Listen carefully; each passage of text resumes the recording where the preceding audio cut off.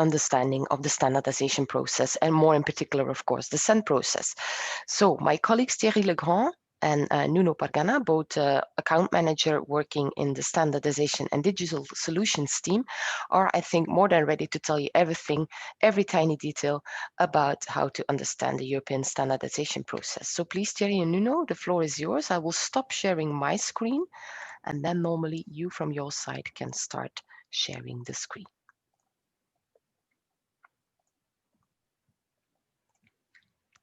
Good morning, everyone. Els, can you just confirm that you can see my screen? Yes, I do. So normally the Okay. others do as well. Thank you very much. So, as I said, good morning, everyone. This is the structure of the presentation to better understand the standardization process. So first, I will talk about the roles and responsibilities of the technical bodies. Then we will talk about the creation of a new work item until the standard is published. Then we're going to talk about the CEN and ISO Vienna agreement. Then we'll talk about citation of harmonized standards in the official journal. We'll also mention briefly the BOSS, which is the Business Operations Support System that provides very practical information to those actively contributing to the development of deliverables in CEN. And then very generally, I will mention some useful information. So I will kick off the presentation with the roles and responsibilities of the technical bodies. So we have three decision layers at technical level. On top, we have the technical board, and the technical board is responsible for the organization, the planning, and coordination of the standardization work. The technical board is also responsible for the standardization rules and procedures, to analyze proposals for new field of activities, to create the technical committees with precise titles and scopes, and also to disband the technical committees when there is no more activities foreseen. The technical board may also establish BT working groups to advise and provide recommendations to the technical board on a particular topic. So it is important to note that the BT working groups cannot take decisions. They can just provide recommendations or advice to the technical board, and they cannot also develop deliverables. So this is only for the technical committee. So for example, we have the CEN CENELEC BT working group 12 on harmonized standards to discuss any topic related to harmonized standards in an horizontal way. We have the CEN CENELEC BT working group 14 that deals with rules and processes whenever there is the need to improve a rule or revise a rule. Then in the second level, we have the technical committees. And the technical committees are in fact responsible for drafting, for preparing the standards and other deliverables. But in fact, the work is really being drafted by the experts in the working groups. So the working group reports to the technical committees, and the technical committees reports to the technical board. Now the focus will be on the technical board. So this is the composition of the BT. First, we have, of course, the chairperson, who is the CEN Vice President Technical, Mr. Ruggero Lenzi from our Italian member UNI. We have as well the chairperson of the BT Technical Committee Management Group, so the BT TCMG, who is a subgroup of the technical board that can also take decisions, and is there to discuss very technical topics. For example, whenever there are two standards with an overlap of scopes and this cannot be agreed by the technical committee, the BT may be invited to intervene to help to find a solution. Then CCMC is the secretariat of the technical board. In terms of membership, we have one representative per national standardization body, and observers are also part of the technical board. We have, for example, ANEC representing consumers in standardization. We have ECOS representing environment in standardization. We have SPS representing SMEs in standardization, and ETUC representing, for instance, the trade unions in standardization. The European Commission is also part of the technical board. In fact, the European Commission attends on regular basis our BT meetings, where they give an update on any issue related with harmonized standards or a state of play of standardization requests. In terms of working, the technical board take decisions by correspondence, and the ballot for taking such decision has a duration of 4 weeks, and also the BT has 5 meetings a year. 2 are CEN BT meetings and 3 are TCMG meetings. And in these meetings, of course, decisions can also be taken, or some topics are discussed as well, not necessarily for decision, but both are possible. In terms of responsibilities of the technical board, I already explained at the beginning that the BT advises and decides on technical matters and is responsible for the standardization rules and procedures. So for instance, whenever, this is just an example, whenever a technical committee needs to deviate from an existing rule, it is possible that the TC makes a request to the technical board to agree on this exceptional request. The technical board also examines and decides on new projects for the creation of a new work item, but in fact, in CEN, this is a delegated decision from the BT to the technical committee. The BT also impose and release the standstill obligations, but similarly, this is a delegated decision to the technical committee. The BT may also receive a specific task from the General Assembly or the Administrative Board, and as a general, let's say, principle, the BT works as well as management by exception. The technical committees. So the technical committees are established, as I said earlier, by the technical board with precise titles and scopes, and is responsible for the development of deliverables. If the European Commission, let's say, issues a working draft standardization request, it is very important that the TC also provides input on that standardization request, and therefore help CCMC with the negotiations with the European Commission on standardization requests. And in case a standardization request is accepted by the CEN and CENELEC technical boards, it is important that the TC delivers those standards on time as defined, the deadlines as defined in the standardization request.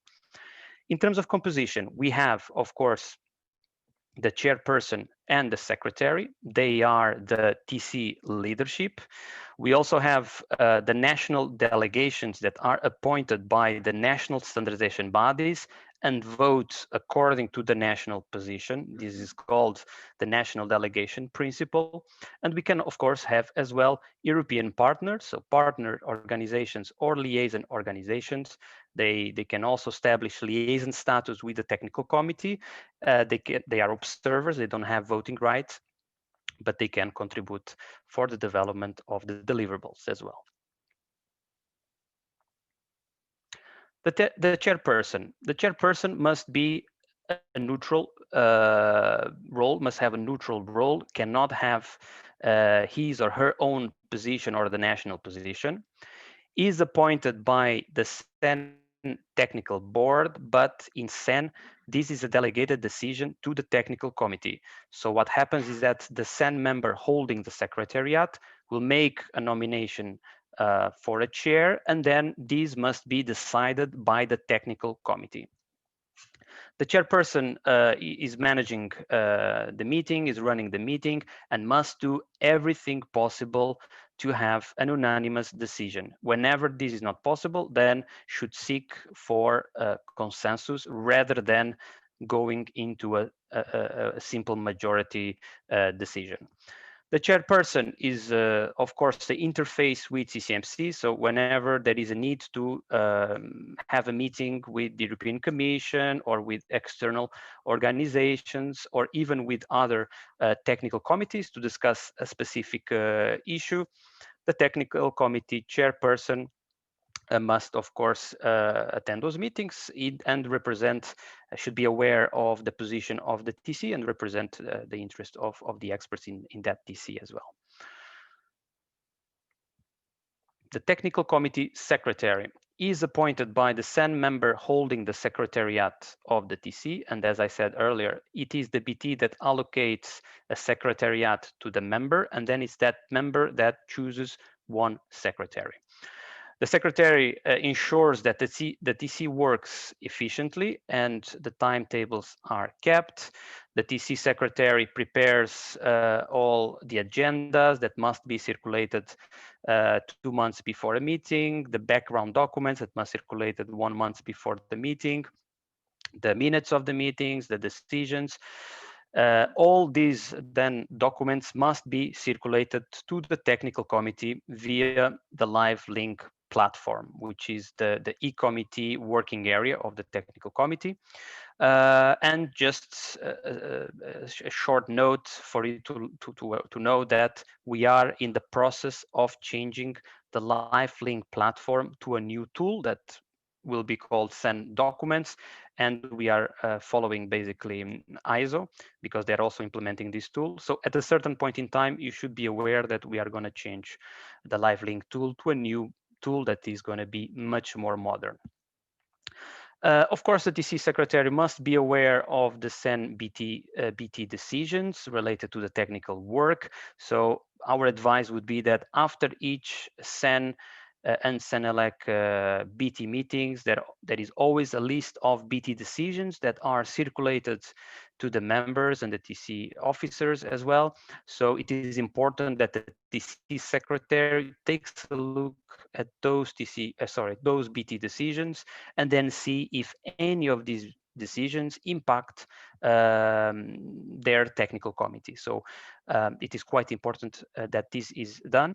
The secretary also, together with the chair, ensures coordination and info exchange with other technical committees in case of issues. So for instance, whenever there are two technical committees that have a conflict with two standards that may overlap in terms of scope, normally with the help of CCMC, the TC's leadership should meet and discuss to try to find a solution. And the TC secretary is, of course, the liaises with the CEN CENELEC Management Center. So it is our main contact point with the technical committee. And in case of standardization requests, the TC secretary is also responsible for preparing the annual reports. This is a requirement in the standardization request that we need to provide this information on annual basis. The technical committee composition. So as I said, we have the TC secretary, we have the TC chair, and we have, of course, the CEN member that appoints max 3 delegates that can vote according to the national position. And as I said, this is the national delegation principle. Normally in the meetings, there is always one head of delegation in case a member brings 3 delegates. There is one person that is nominated to vote. We have as well the European partners according to our CEN CENELEC Guide 25 on the concept of partnership with European organizations and other stakeholders. You have here the link, you can consult later on. They are invited to participate. They are entitled to do so, but they do not have voting rights, just as an observer.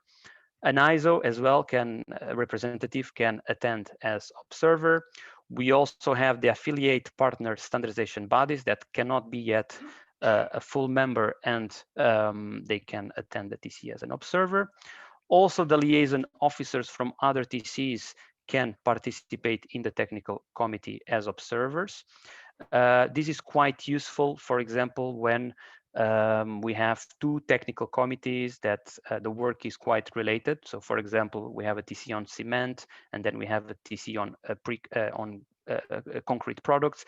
That is an interest for each TC to follow each other work. But of course, they don't have voting rights. They are just there to observe. The European Commission is also having an observer role in the technical committee.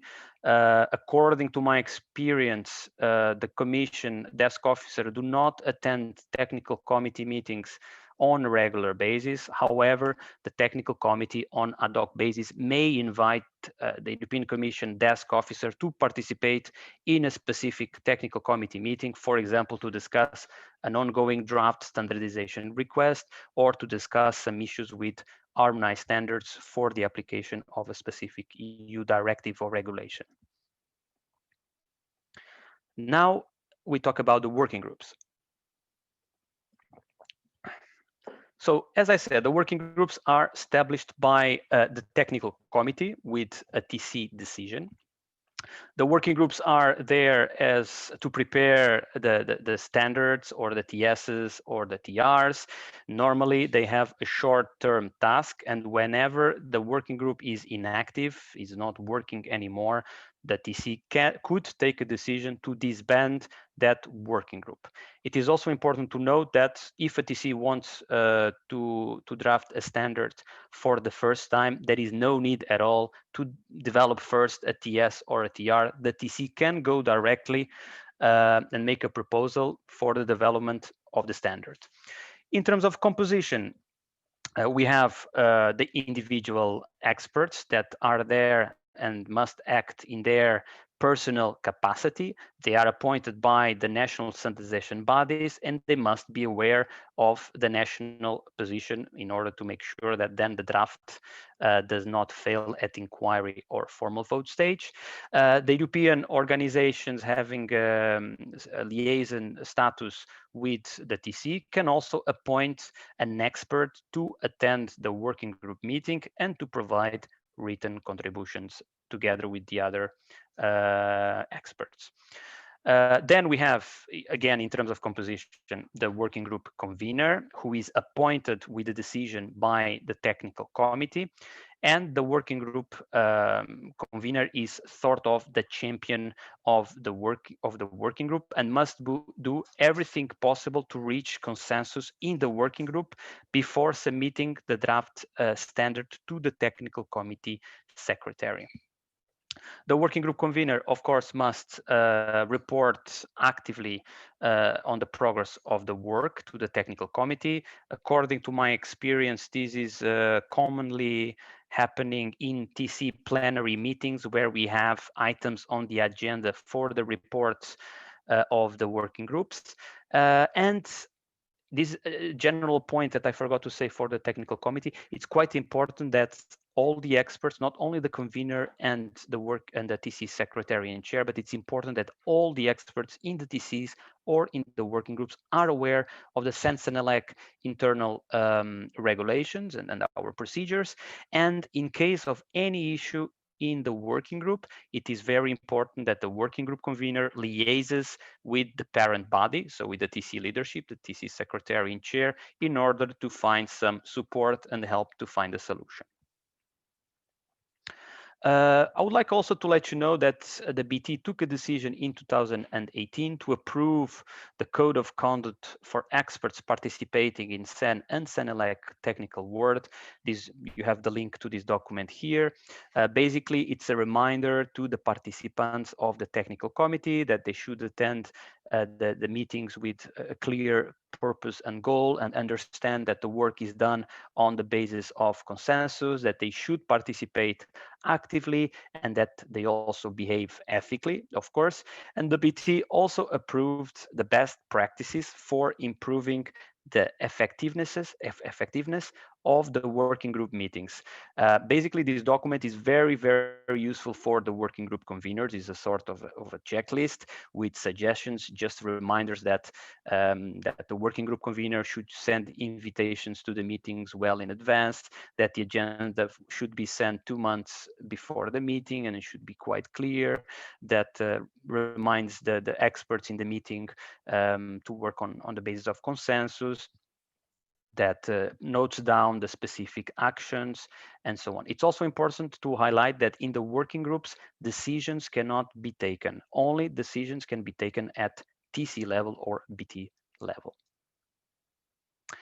I would suggest to have a round of questions and answers. I didn't have the chance to look at the chat. Yes, Nuno, thanks a lot. Indeed, we had some questions coming in, but they were quite general, so I took the opportunity to reply them directly. For example, somebody asked what CCMC means, so that is answered, but there's still a few ones in the Q&A box, so if you can have a look, maybe it's worth replying a few of them. Yeah, so in terms of the 3 delegation rule, this is of course for meetings. The rule is saying that there is a max 3 delegates that can be attending. Of course, it can be less than that. Is not a recommendation. This will be a choice of the technical committee, of the national standardization body to appoint delegates to attend the physical or the virtual meetings. Yes, Aline. So I would confirm that it's not a rule. It's up to 3 delegates is possible, and it's up to the national standardization body to make sure that they decide who they appoint up to 3 delegates. If there is a list of all BT decisions, if you go to CEN BOSS for each specific section of CEN BOSS for the creation of a new work item, for the technical committees, and so on, you have on the right side all the relevant BT decisions as well. And in the newsletter that we have, there is a list, the newsletter that is also made available on our website. You have the list of TC decisions of all the meetings that we have.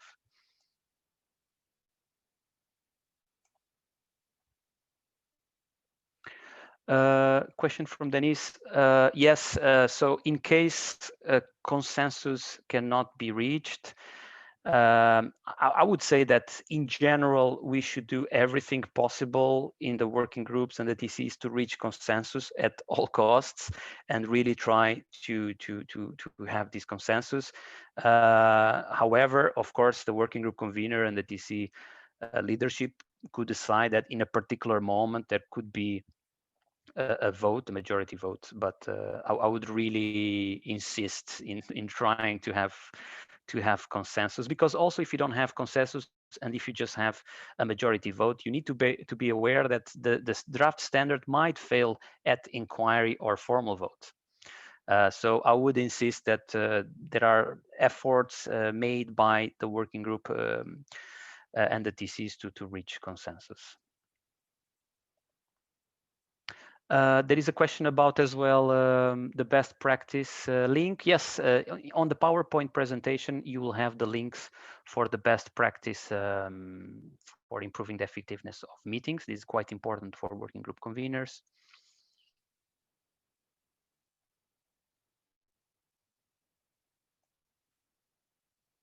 Okay, there are many questions. I'm a bit lost now.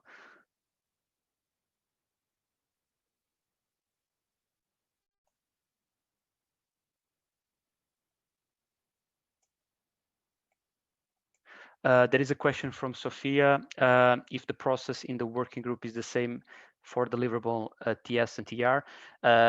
We will come back to that later on in the presentation, but yes, the procedure in the working group should be the same. The only difference is in terms of procedure, there are some differences, but in terms of working in the working group, yes, I would say that the process is exactly the same as for the development of a standard. Of course, there are a little bit more restrictions when we talk about a TR, because the way you write a TR must be different than the way you write a standard, for example, because normally you shouldn't have requirements or recommendations in a TR because the document is informative. And maybe to help you, I will intervene here. Yes, please. A few questions. Thierry Legrand, good morning. A question from Inga Tröster about the distribution of documents at BT level. Yes, we apply the same principle. The documents for decision need to be submitted at least 6 weeks in advance. Documents for information can be submitted a little bit later. Same for the TCs, of course. Brigitte Erstadt also mentioned a question about the work and role plus participants in the assembly. In fact, the main delegations in a TC meeting, I will now speak about TC meeting first. The main delegation at TC meeting are the National Installation Bodies delegation, composed of maximum 3 persons, and always you need to be clear at the beginning of the meeting who is the head of delegation. This will be the person who will express a vote in case there is a need to vote on a subject. There's also, of course, other participants. Those participants are the association in liaison. You can have also a representative from the Commission or agencies from the Commission and CCMC. Those persons give advice. They have no right to vote.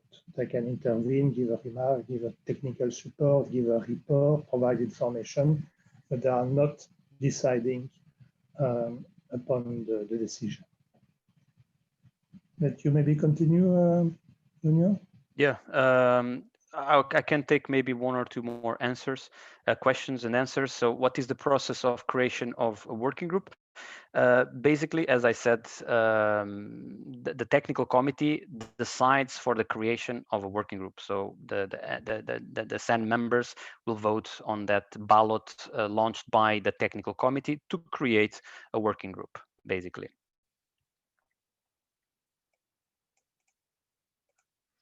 And yes, so in terms of defined consensus, I think in this slide, and I think then we have to maybe else move forward. Yes, I agree. I think. But I would say that for consensus here in this slide, maybe I ran too quickly, but is basically a general agreement, absence of sustained opposition, views of all parties, concerned interests, conciliation of conflicting arguments, key issues. So here on this slide, you have the definition of consensus. So, in other words, if there is only 1 or 2 persons in a working group or in a TC who are really objecting upon something, and if the majority, you do not need even to vote, because you see really that there is only 1 or 2 persons against. So you do not need to vote. You see really that the majority, the bulk of the meeting is really in favor of progressing on a decision. And so, yes, consensus does not mean unanimity. Yes, and it is possible for a working group to establish task groups. My personal view is that the deadlines for sending agendas normally, I would suggest to normally follow the rules as in the working group, but I think this is not so much explained in our rules, so I think it can be more flexible with the role of task groups. So it is possible to establish them. They are not really regulated in the sense that they don't have, it's not possible to have a live link group. Is much more informal, but it is possible according to the rules to establish task groups of a specific working group, yes. I would then move, Thierry and Els, if you agree, to the next slide, and then we can take the remaining questions maybe later. So now the presentation will be focused on the creation of a new work item until the moment that the standard is published. So these are the deliverables developed by the technical committee. So first we have the European standard. We have as well the technical specification, the TS. We have the technical report, the TR. And then we have an additional deliverable that in fact is not developed by the technical committee, the CEN workshop agreement, the CWA, that is developed in a workshop. And the focus of this presentation will be on European standards, which is our prime deliverable. So how are standards made? Here we have the different steps for the development of standards. So first we need a proposal that must be assessed and then decided on whether to carry on or not. Then we have the stage of drafting and building consensus of the standard. Then we have the stage where we have a public inquiry. Then we have the stage after the closure of the inquiry, we have the stage to handle the comments received. And then we have a stage to approve the standard with a formal vote. And if the vote is positive, we enter into the finalization stage, and then the standard is published. So basically, the proposal can come from anywhere. It could come from an existing technical committee. It could come from the European Commission. So for instance, if the European Commission issues a standardization request that is accepted, of course, by CEN and CENELEC technical boards, the technical committee will have to develop the standards. The request could come as well from the national standardization bodies, and could come as well from a CEN partner organizations or liaison organizations. So this proposal must be assessed and see whether there is a specific need to develop such standard, whether if it's feasible to develop, if there are enough resources available. Should also consider the national legislation and see if there is a need for having an annex for an A deviation. So an A deviation is when if it is included in the standard, is when specific clauses of the standard conflict with the national legislation, let's say like this. And the TC should assess as well whether such proposal is already included in the work program of another CEN or CENELEC technical committee. If all this assessment is positive, there should be then a decision, and then the TC can decide to go ahead with the proposal for the creation of a new work item, or go with the proposal for the creation of a preliminary work item. The preliminary work item have a lifespan of 3 years. The preliminary work item can be used as an option in case the TC needs some time to develop the standard without having the pressure of the deadlines that the new work item has, having in mind the time frame for the development of a new work item. For the vote of a new work item, there are some criteria that you should be aware for its approval. So the creation of a new work item to work on a new project to develop a standard must be so its decision must be done by correspondence through the committee internal balloting, the CIB, that must have a duration of 2 months. So it is not possible to create a new work item directly at a meeting. It must be always done by correspondence. The second criteria is we must, for the new work item to be approved to develop a new standard, we must have at least 5 countries committed to actively participate. From my experience, it happens sometimes that we do not have the 5 countries, we have less than that.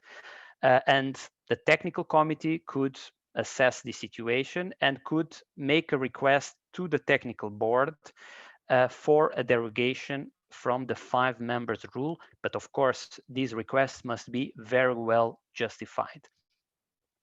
Then the third criteria is that the weighted vote for the creation of a new work item to draft a new standard must be positive. And the weighted vote applies to new work items to develop new standards and new TSs, or for the revision of standards where the scope changes. If the amendment or a revision do not foresee a change of scope, if the scope remains the same, a weighted vote is not necessary and a simple majority vote applies, and there is a BT decision for these cases. The preliminary work items can be adopted during the meeting as long as they are, it is announced on the agenda that is circulated 2 months before the meeting takes place. However, my recommendation would be to follow the same approach as for the creation of a new work item and launch a CIB by correspondence for the approval of this preliminary work item. For the creation of a new work item, you must use the form. This is mandatory. You have here on the slide a print screen of the new work item form that you can download from the CEN boss. it is quite important that the working group convener, together with the experts, of course, fills this new work item form very, very well to indicate what kind of deliverable is going to be proposed, if it's a new project or an amendment or a vision, to explain what is the purpose and to give a good justification for the proposal, to indicate what is the scope, what are the benefits for stakeholders in the development of this new standard, if there is a link with a regulation or a directive and the mandate, if there is a need for a deviation, what is the superseding standard. So all this information should be very well filled in the new work item form. And once the new work item ballot closes and the vote is positive, the TC secretary needs to register this decision in project's online working area. And once this is done, the information will flow to our database. In case the TC secretary has some questions about and doubts about how to use project's online working area, we have a guide for that. And in the afternoon, we're going to have as well the presentations of IT tools, and they will mention the project's online working area as well. If the work item is accepted, this means that standstill applies. So our CEN members have the obligation to not start developing any national standard that might conflict with this proposal that was accepted to develop a standard at EU level. So whenever you are sorry, just a bit of water. Whenever you are happy with your draft text, what do we need from you? So obviously, the working group convener will have to submit the text to the TC secretary, and the TC secretary will have to upload via eTrans the draft text in Word and PDF, together with the transmission notice. And you have here on the left side a print screen of the transmission notice. The transmission notice is basically a document that communicates to CCMC what kind of text you are submitting for us and for which stage. So for example, it indicates that you are submitting a standard for a formal vote, and you provide as well the language of the text, and if there is a link with a standardization request and with a directive or EU regulation. And it's very important that you submit these documents in a zip file. You should also submit in a separate documents, not only inside the draft text, the figure files in TIFF or EPS files. Any supporting file can be also included in this zip package. What I can give you an example of a supporting file. For example, for harmonized standards, if the TC decides to undate some normative references, it is quite important that there is a justification in a separate document explaining why the TC is not dating that normative reference. And this is quite important for the HAS consultant to assess the standard, and maybe later on also for the European Commission. And you should be aware that you have a particular box in the transmission notice for additional information. So if you want to let us know anything, please, you can submit a text. I can give you an example. So let's say the TC is developing 3 standards in a package, and if you want at formal vote stage, when you submit a document, if you want to inform us that you wish to have these 3 standards published at the same time, this would be the right place for you to communicate to us. But of course, to be on the safe side, you can always contact your CCMC contact point or even our production colleagues. So moving to the public inquiry. So as I said, whenever the TC is happy with the draft standard and whenever you're sure that consensus was reached, the TC secretary will submit the text via eTrans for inquiry to CCMC. CCMC has 5 weeks to check and edit the text. After those 5 weeks, we will submit the text to our members for translation in normally French and German, because the standards are normally drafted in English, and they have 8 weeks to translate the text.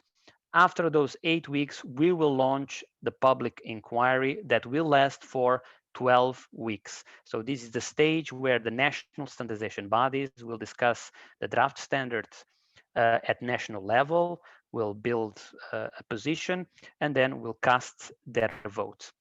After the 12 weeks, when the inquiry closes, we collect all the comments in an automatic tool that collates the comments. We calculate the voting results, and then we submit these comments and the voting results to the TC secretary via eTrans.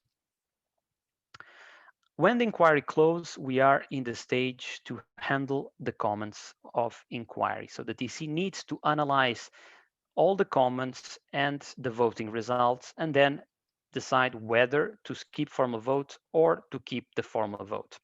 If the TC decides to skip the formal vote, there are some conditions that must be met. First, you need to have a positive weighted vote. In case of harmonized standards, you must have a compliant HAS consultant assessment. And if these two criteria are met, or one criteria in case of non-harmonized standard, the TC can take a decision, is a simple majority decision, to skip the formal vote. Normally the ballot is one, for this sort of decisions, is 1 month.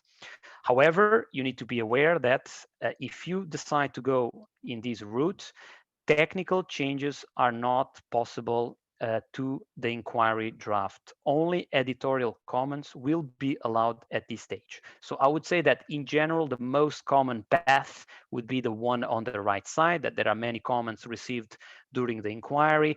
The TC or the working group must have a meeting to go through these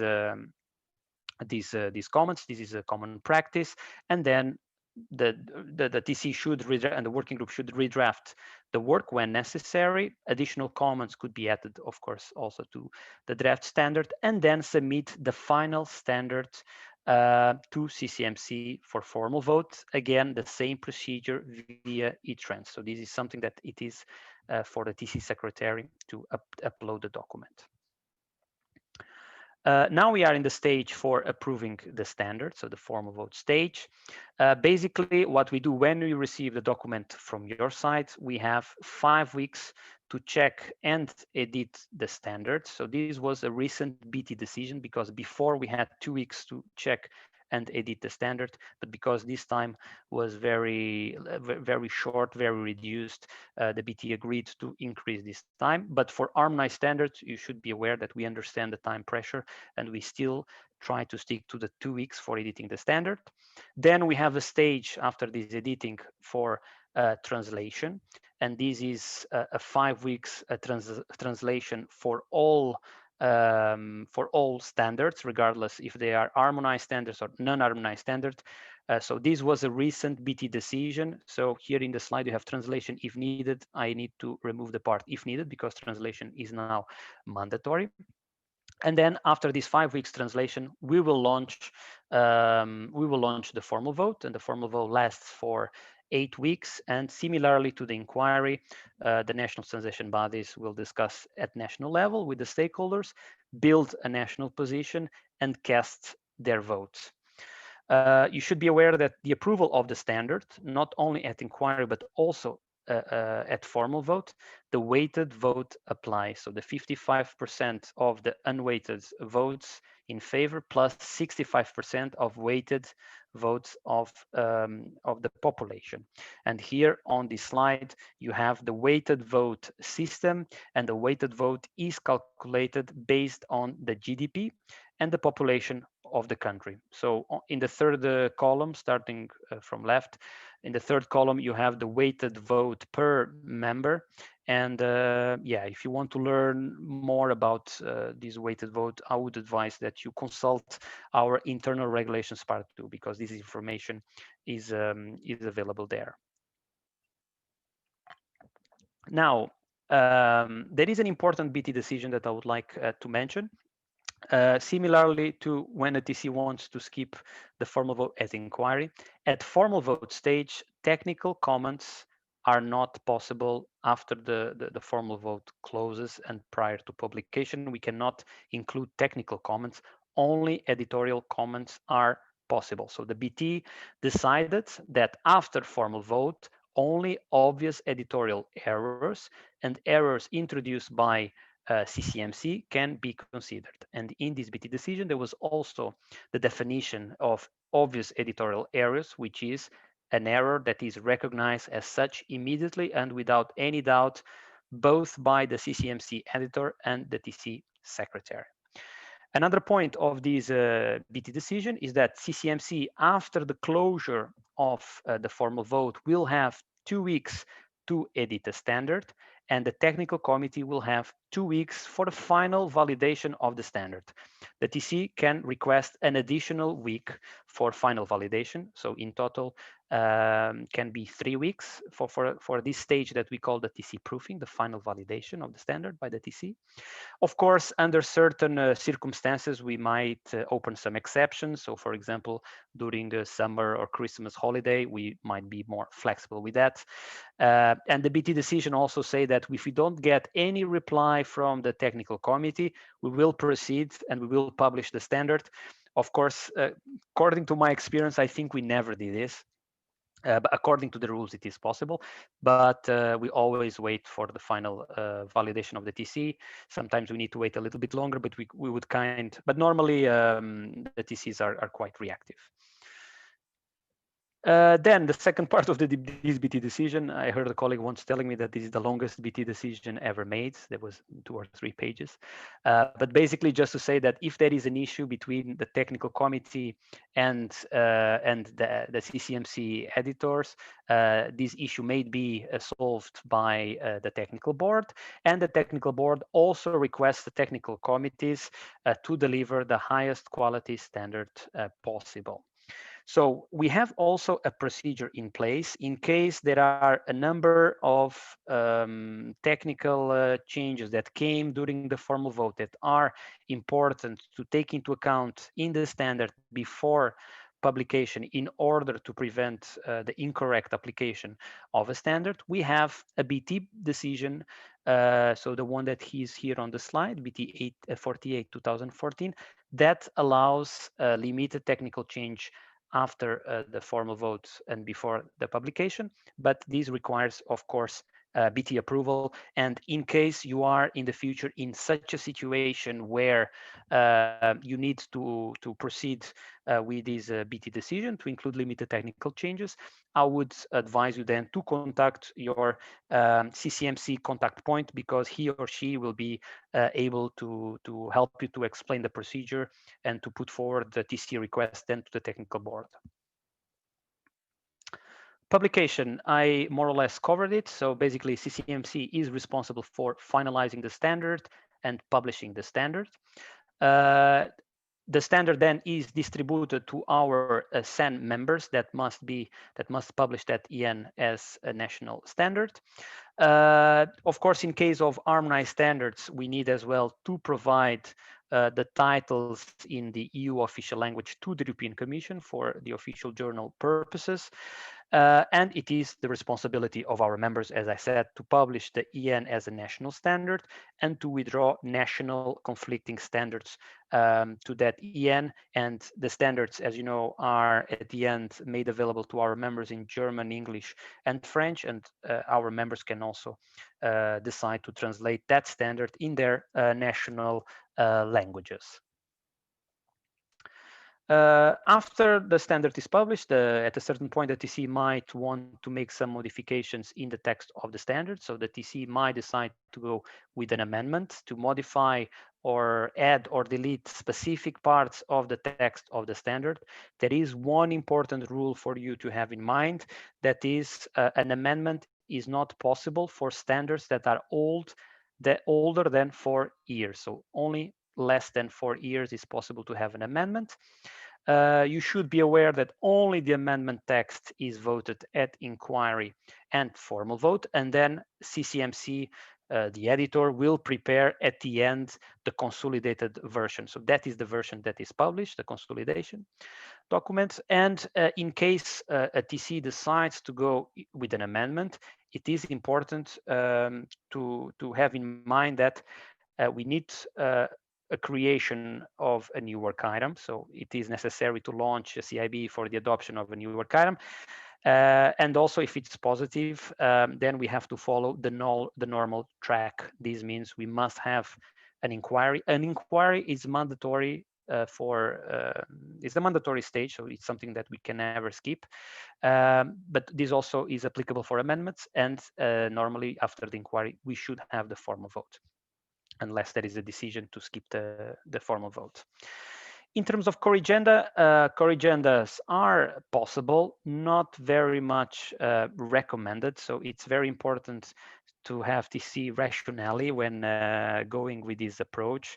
It should be used only in cases that could lead to an incorrect or unsafe, but I think the focus here should be really unsafe use of the standard. You need to have in mind that the corrigenda is not voted by the national standardization bodies. It's just a request and a work done by the technical committee that then is published in a separate document. So I would really suggest that you only use in cases where it is really urgent and can lead to unsafe incorrect of the standard. And you can also ask your CCMC contact point for advice, but whenever possible, it would be better for some technical issues to go in an amendment or potentially even a revision if that's what the TC wishes. Of course, all our deliverables go through a systematic review, namely standards, of course.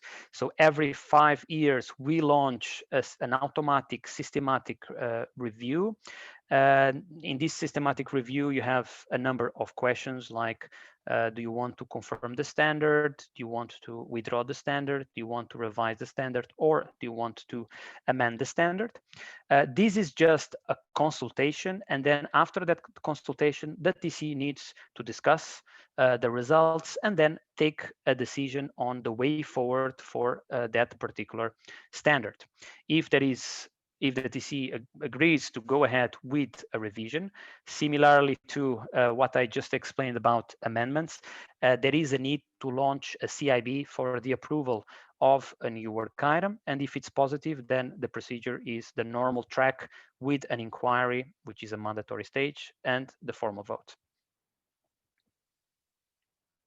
Now I want to briefly talk about the flexible standards development process, which was approved by the technical board in 2019, and it's implemented as of April 2020. This changes a little bit the way of drafting standards.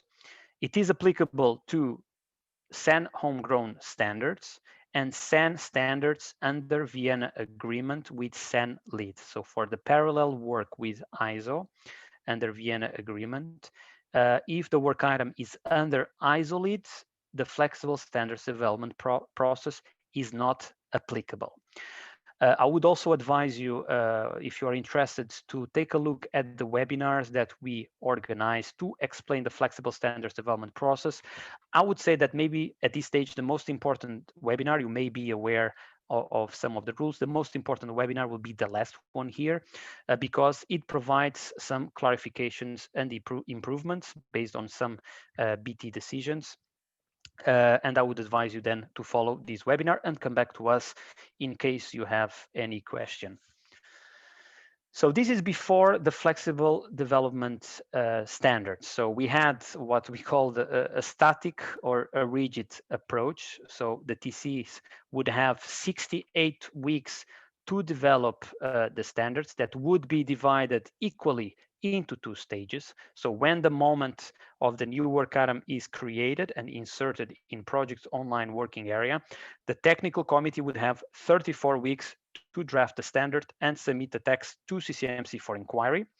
And once the inquiry closes, the technical committee would have, again, the same number of weeks, 34, to handle the comments received at inquiry and deal with, of course, additional comments until the moment it's dispatched, the text is dispatched to CCMC for formal vote. So we have changed this way of working. So now we have a more flexible approach. So the TC still has the same number of weeks to develop the standards, 68. The difference is that the TC chooses how much time they want to allocate to this stage A, which is a stage to draft the standard, and stage E, which is the stage to handle the comments after the inquiry closes. So it is quite important that the technical committee, since you are the ones developing the standards, that you choose how much time you wish to spend on the drafting and how much time you wish to spend on dealing with the comments of received at inquiry. So as an overview, again, you have 68 weeks. You decide how much time you want to allocate for each stage. However, we do have some particular rules. So whenever you are filling the new work item form, you will have to deliver the target date for dispatching the inquiry draft to CCMC. And the minimum rule here is you must have at least 1 week there allocated. And when you are filling the new work item form, you need as well to define the target date for dispatching the formal vote draft to CCMC, and the minimum time that you must allocate there, it's a mandatory minimum time, is 6 weeks.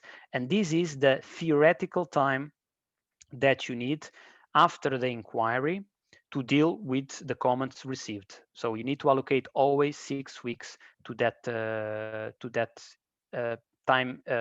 stage E. So again, to repeat, so stage A needs to have a minimum allocation of 1 week, and stage E must have a minimum allocation of 6 weeks. So in theory, after 6 weeks, you can dispatch the document to formal vote if you wish.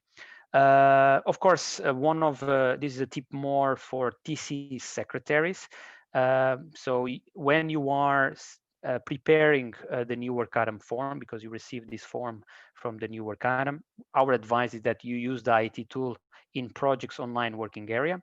You can submit the new work item form, you can submit the dates, and then you can, instead of before launching the CIB, you can save that document in PDF and then circulate as well to the TC at the same time that you launch the CIB. And this gives you a very good overview of the different timings for the different stages if you do it via projects online working area. For the working group conveners, it is very important that you fill the new work item form correctly, special the box 17, where you have to provide the target dates to dispatch the document to inquiry, which is the 30.99 stage, and the stage to submit the document for formal vote is the stage 45.99. The first working draft is calculated automatically because it's half of the time that you define for submitting the document to inquiry. Is always half of that time. So this is what you have in projects online working area. This is a tip for the TC secretary. You will have to submit the project start date, and for the dispatch of the inquiry document and the dispatch of the formal vote document, you have 2 fields to fill. And here it's just a slide indicating that these fields are editable. You may have originally already some fields populated, but you can change these 2 fields. And the tip I was telling you to already fill the new work item form and save it is because you're going to have all these target dates defined, and it can be very useful for you to understand whether these deadlines were correctly filled, or if you think that they are not feasible and you need to make some small adjustments. There is also an important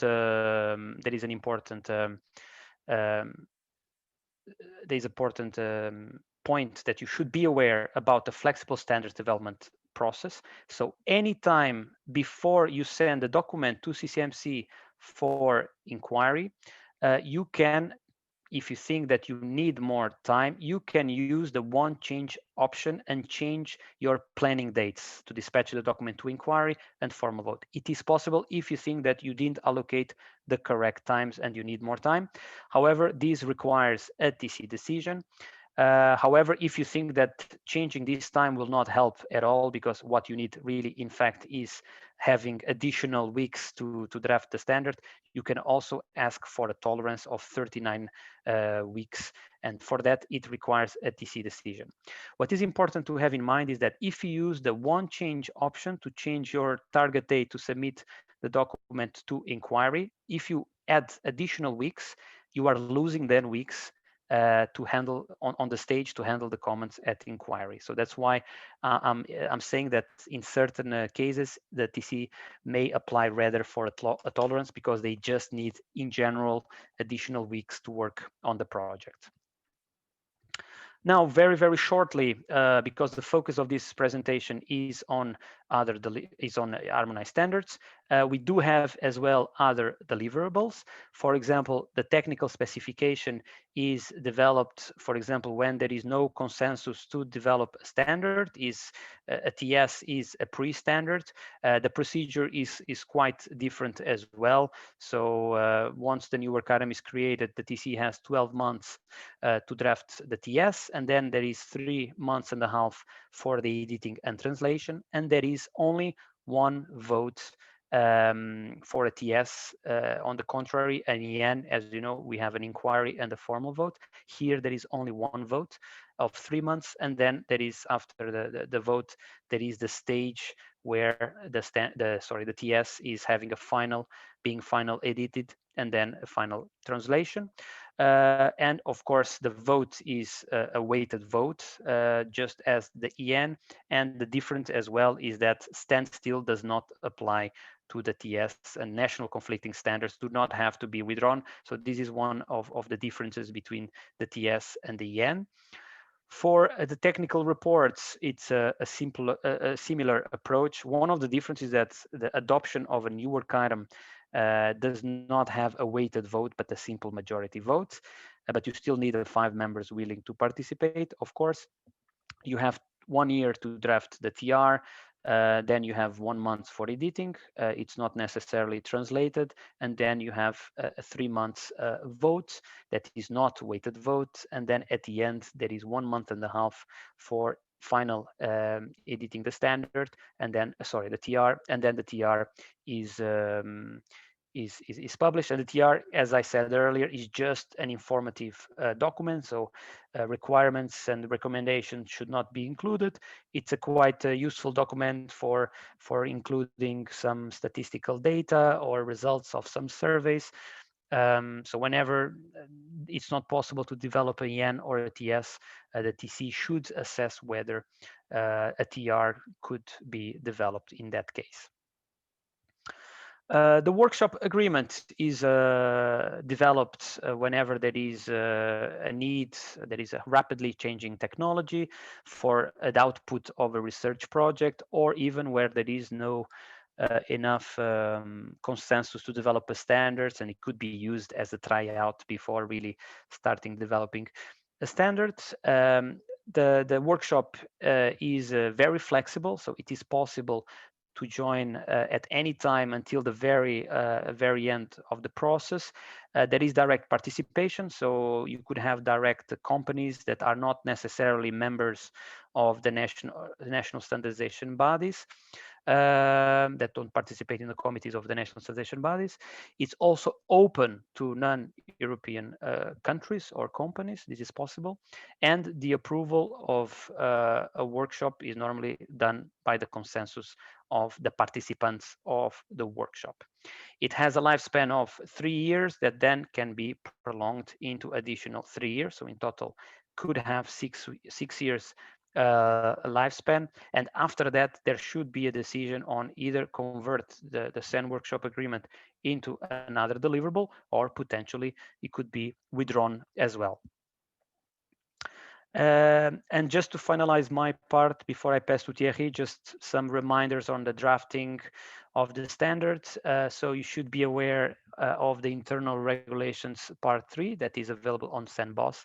It provides many rules for drafting the standards, so the working group conveners and the experts should be aware. We have as well the standard template, so you can download this from BOSS as well.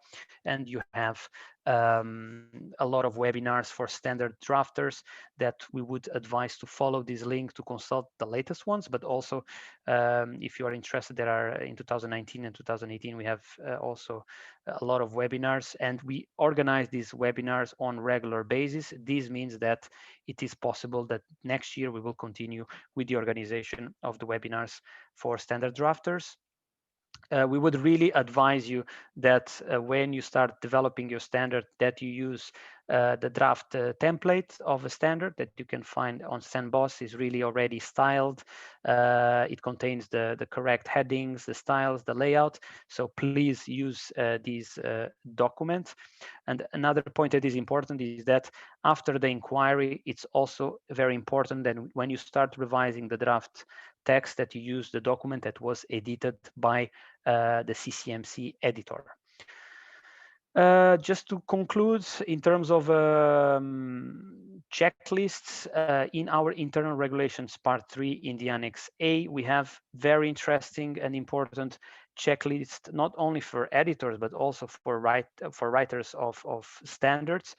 These documents follows the structure of an European standard. You have in one column the tasks and some clauses of the standard. Another column, you have the elements that you need to assess, and then you need you have a column where you can tick the box, and in case some of the issues are not correct, you should then come back to the standard and make some revisions. And of course, whenever these boxes are ticked, the document can then be submitted to CCMC for either inquiry or formal vote.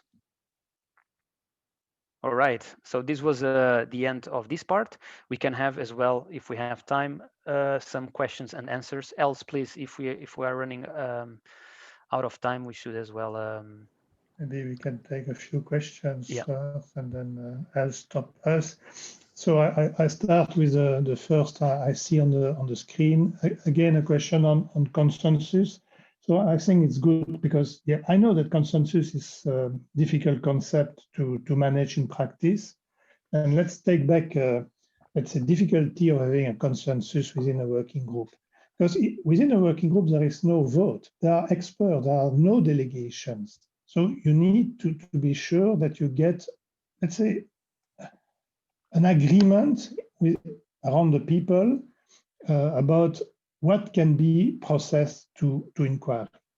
And if you perceive that there is still 1 or 2% or even more who are not happy with this and this specific point, simply go back to your management committee, which is a technical committee, and present it to the technical committee, and there you can get some orientation. For the TC, usually it's more easy because then they can decide to have a vote because they are allowed to take a vote. There is a question on task groups. Yes, you can organize task group within a working group. It is quite often the case, but at this stage, and despite there is a wish to develop lifelink space also for task group, there is no real allocated space for task group. So the working group convener needs to make available all the information provided by the task group. And of course, the purpose of creating a task group is to delegate from the convener some task.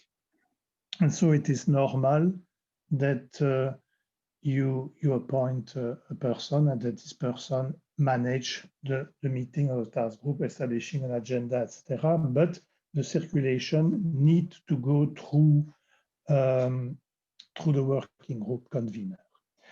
There is a question on joint working group. A joint working group was existing in the past, but this concept in practice is not existing anymore. If you do need to have some common work, which can happen between two working groups of two different TCs, you can simply arrange to have the experts from one of the working group also attending the other working group from the other TCs and vice versa.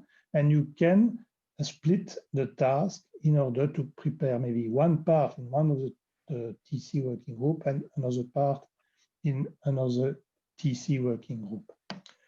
I see then a question on GTC1, which is in the field of my team. Yes, we do not have time to cover the topic of conformity assessment within standards. It's also a topic which is often creating problem. if you do meet issues, please do not hesitate to contact my team, because we are dealing with GTC1. But unfortunately, GTC1 has not enough resource to really act as an help desk to the other TCs. So this is more through CCMC that you will get some reply. Maybe I'll let you continue a bit, Nuno. Yes, I think we could take a couple more. There is a question from Anna Solnordal about if a new work item received from other company, for example, manufacturer, if they can make a proposal for the new work item. I would say that in general, the new work item, the proposal for working on a new project, for the creation of a new work item, must come from either the TC or the national standardization body or European partner organization or the Commission. So if the request does not come from someone within the standardization network, I would say that it's not a company outside the system cannot just ask for launching a new work item and the TC agrees with that. No, so it has to be either through a member or through the TC. So there should be, so this manufacturer should be somehow involved in a national committee and make such a proposal, then to be discussed at TC level, or a member can propose directly to the TC. So this should be the normal procedure. Then there is a question from Sari Bazuki. What is exactly the difference between preliminary work item and work item? So one of the main differences is that with a preliminary work item, we do not have at all any standardization procedure. The preliminary work item is registered. There is no pressure for having any inquiry, no pressure for having any formal votes. The TC can take their own time within 3 years to develop a more solid draft standards.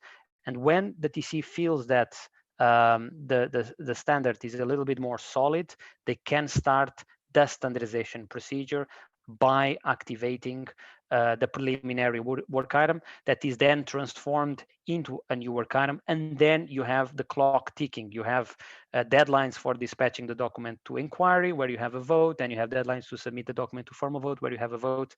So it is not possible to develop a standard without a new work item. You always must have a new work item. There is another comment from Lisbeth Landfeld about weighted votes. Well, I would say that the only thing that, because this question is related with UK, the only thing that changed is just the way, so our automatic ballot is calculating this. The only thing that changed is just the way of counting the votes. They still have the same weighted votes because they are a full member until 2021, and then I don't know what will happen. We are discussing this now, but it's just the way of calculating the votes. They are now considered a non-EEA member, but the rest is exactly the same.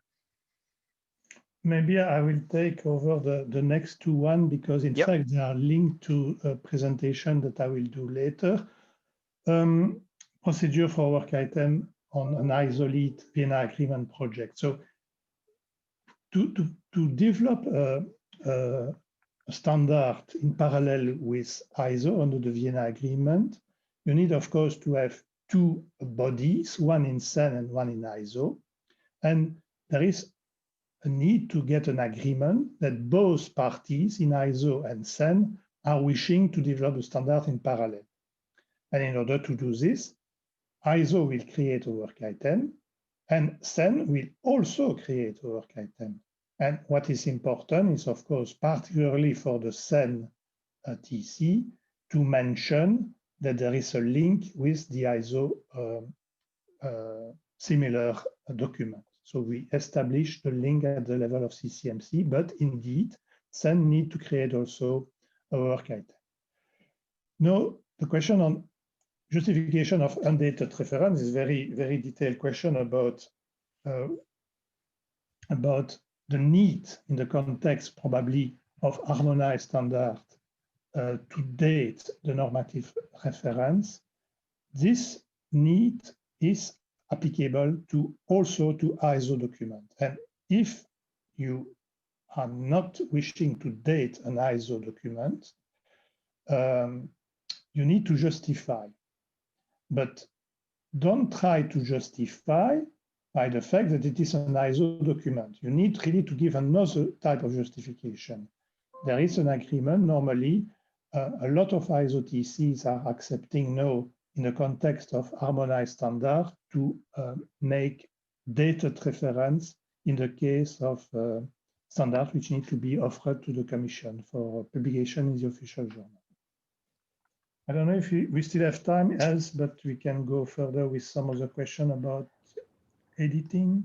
Well, I can only see that we are halfway the presentation, right? So, well, a bit more maybe, but we still planned a break for more or less 15 minutes. And the intention is to close this session at 12 o'clock. So I don't know what you think.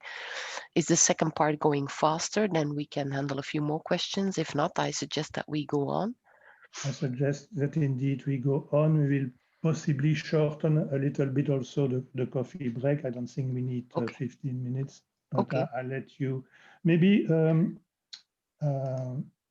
you could give me the possibility to share my screen now? Yeah, I just stopped sharing. Okay. Thank you.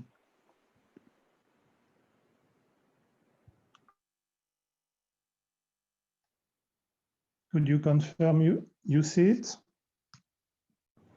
Yes, we do. And okay, so it's always better maybe to see a face on a name, but I will shut down my camera because I have always the risk as I work from home to get trouble with internet. So there is a session. There is a session on a webinar on the Vienna Agreement, which is much more detailed than what I will present now. This is really what I will present now is a digest to the Vienna Agreement process. The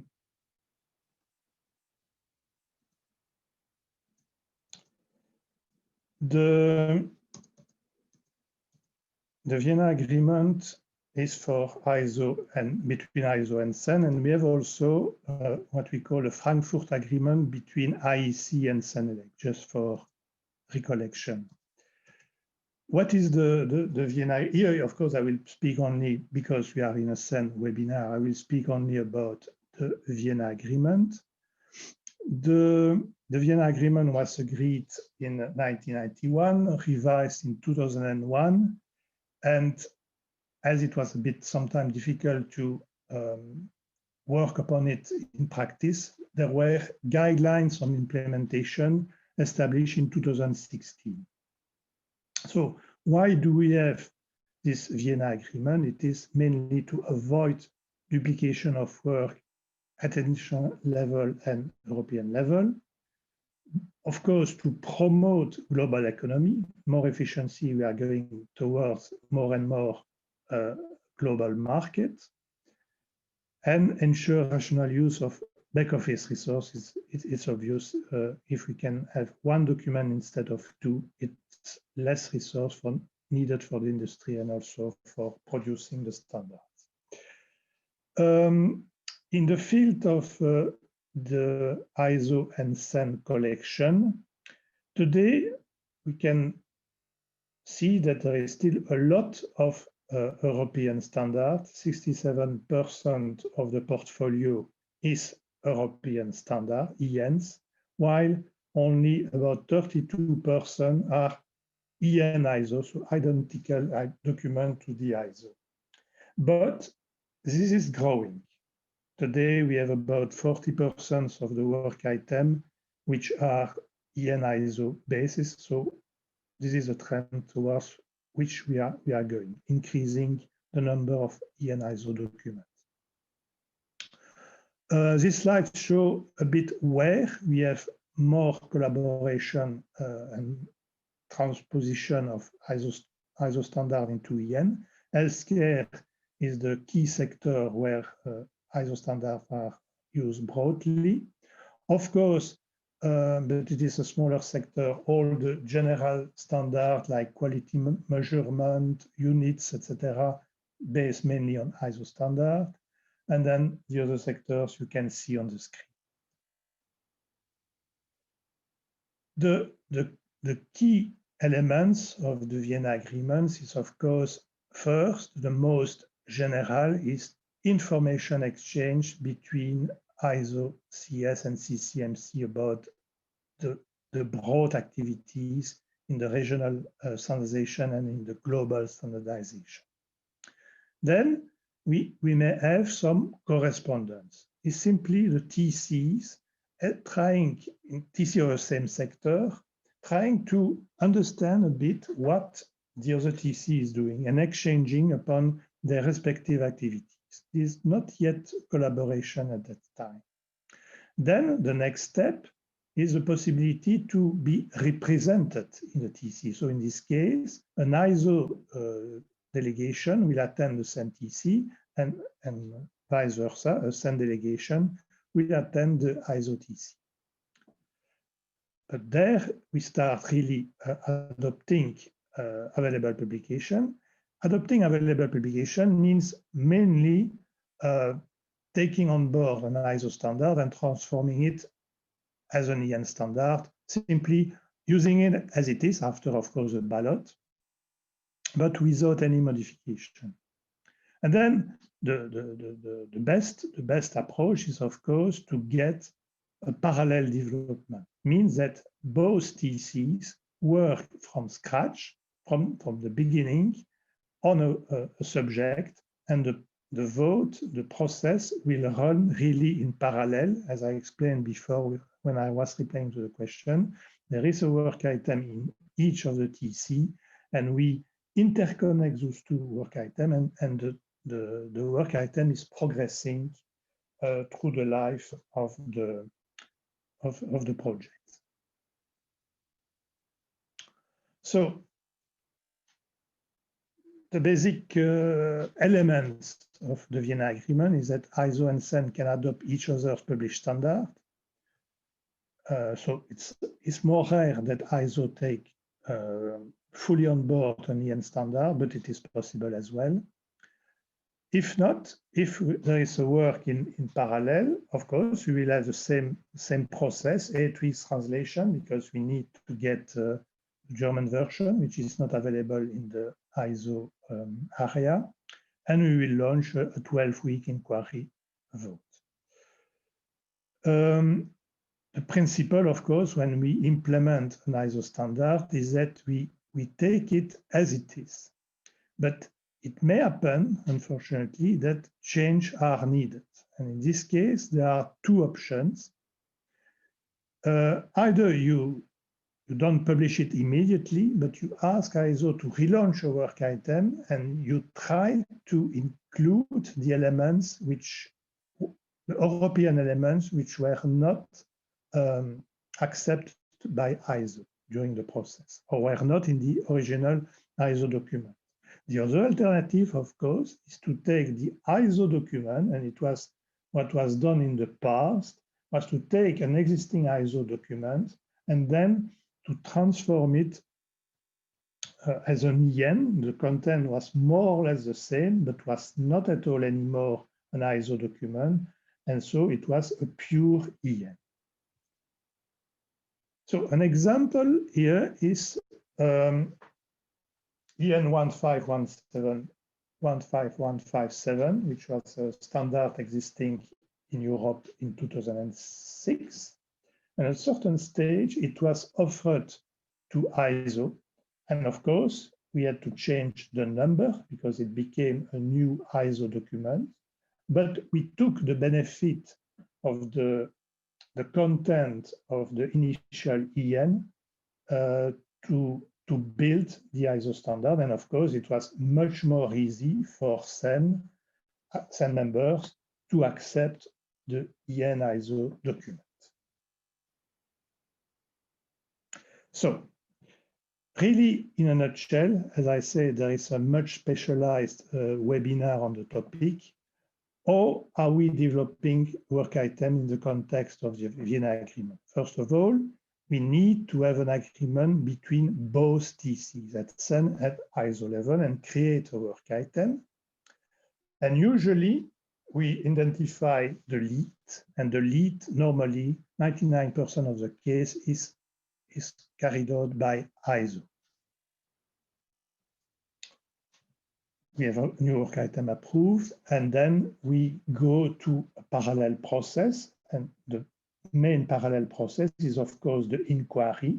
So the inquiry is at CEN level, and the so-called this stage is at ISO level, but we start the process, we synchronize the process and start the inquiry in parallel.